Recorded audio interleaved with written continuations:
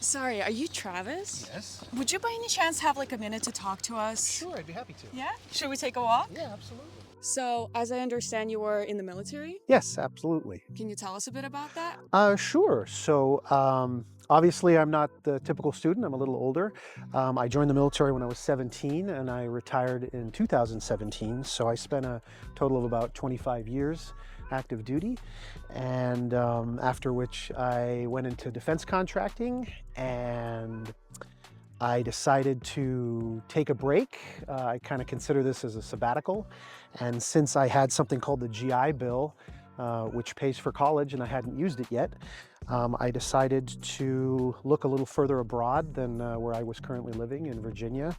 And I found Modul as a private university that accepted the GI Bill. And I decided to apply, and here I am. And why did you decide right now to pursue higher education? Well, technically, this is me going back to college. I do have a bachelor's in management and an MBA, but based on my last profession, I wanted to get a little bit of a more technical background.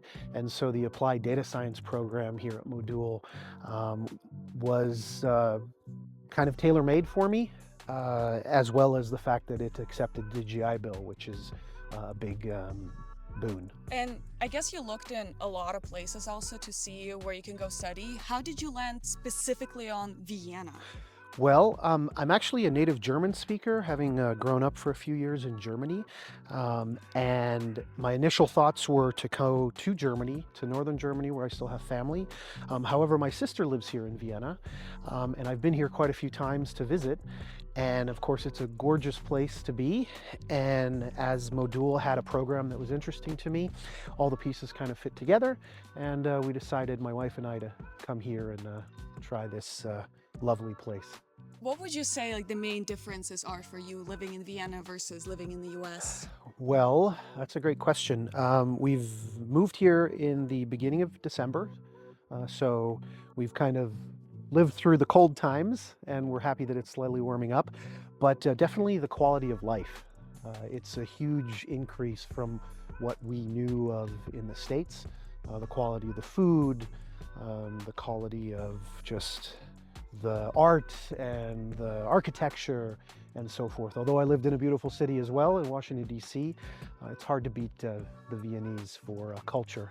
400 years of Habsburg treasure poured into one city makes a pretty big impact. Would you say your military background influences how you show up in class? Absolutely. I'd say there's actually two factors. One, the German punctuality that I grew up with, but also in the military, being on time to things is actually late. So showing up early is what's expected. And for the most part, I usually sit down 20 minutes or so before each class, sometimes as the only person in the classroom. But I get a little bit of anxiety if I'm late to something, and I certainly don't like to miss things. So I think it helps me greatly, obviously, to show up to class on time, all the time. And what are your plans after finishing your degree? Well, it's still pretty early in my, we'll call it sabbatical, to go study. So I am considering possibly going into consulting.